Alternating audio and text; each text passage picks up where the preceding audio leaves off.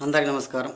రాష్ట్ర ప్రజలకి, శ్రేయబలిసి ప్రతి ఒక్కళ్ళకి తినడానికి తిండి దొరకని టైంలో బిర్యానీ దొరికితే ఎంత సంతోషమో, మరి వాళ్ళు ఎంత సంతోషంలో ఉంటారో, అలాగే ఈ మధ్య ఏ ఒక్క శవం కూడా దొరకలేదని, దొరక్క ఈ మధ్య నిరాశ పడుతూనే ఉన్నారు.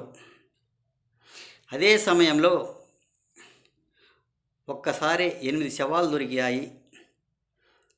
మరి వాళ్ళకి ఎంత సంతోషమో ఏమో ఒక్కసారి ఆలోచించండి. ఈవేళ పండగ ఎప్పుడు అధికారంలోకి వస్తే వాళ్ళకి పండగే పండగ.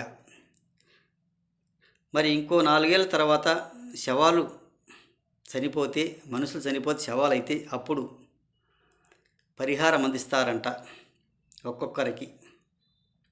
₹1,00,00,000 అదే కూడా ప్రజల డబ్బు కదా, ఆయన సొంత డబ్బు ఇవ్వటం లేదుగా.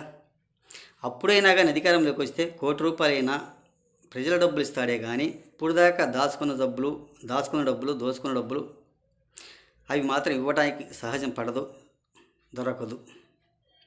మరి మూలన మూలుగుతున్న డబ్బులు ₹7,00,00,000 ఏం చేస్తాడు, ఎలా చేస్తాడు ఒక్కసారి ఆలోచించండి. ఏది ఏమైనా ఆయన అధికారంలోకి రావాలి, ప్రజల డబ్బులు ఇవ్వాలి, ప్రజల పన్నుల రూపంలో వసూలు చేయాలి. అలాగైతే ఇవ్వగలడు. లేకపోతే సొంత డబ్బులు మాత్రం ఏ ఒక్క రూపాయికైనా కూడా ఇవ్వడానికి సహజపడదు, ఆస్కరించరు. ఏదో పిల్లర్స్లు లేక గోడ కూలి అది పడిపోయినందుకు కూటమి ప్రభుత్వం పైన బురద జల్లుతారు. అది వాళ్ళ తప్పు కానీ ఎవరి తప్పేం కాదు కదా. కట్టే వాళ్ళ తప్పు, వాళ్ళకి చెప్పే వాళ్ళది తప్పు. ప్రతి 3.5 అడుగులకు ఒక పిల్లర్స్ పొయ్యాలి. ఆ పిల్లర్స్ మధ్య గోడ కట్టుకుంటూ, గోడ హైట్ లేపుకుంటూ పోవాలి.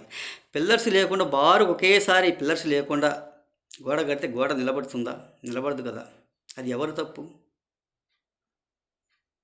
బేల్దారుల తప్పు, కట్టే వాళ్ళ తప్పు.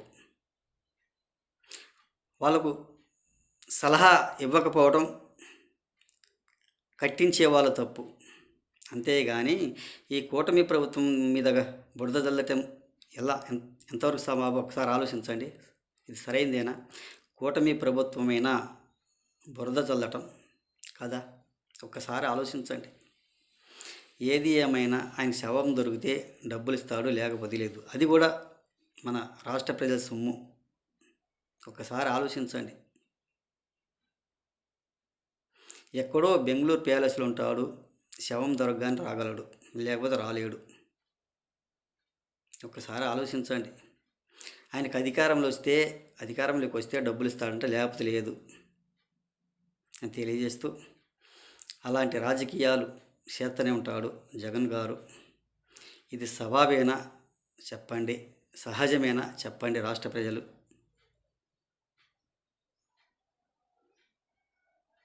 అని తెలియజేస్తూ రాష్ట్ర ప్రజలకి, శ్రేయబలిసి ప్రతి ఒక్కరికి హృదయపూర్వక ధన్యవాదాలు.